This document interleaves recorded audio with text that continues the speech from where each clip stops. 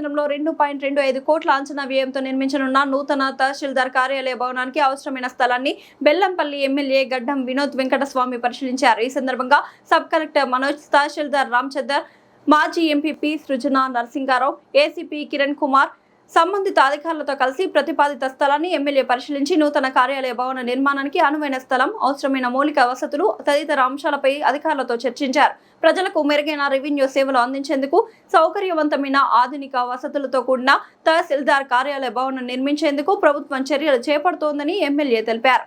భవన నిర్మాణానికి సంబంధించిన పనులను త్వరితగతిగా ముందుకు తీసుకెళ్లాలని అధికారులను ఆదేశించారు.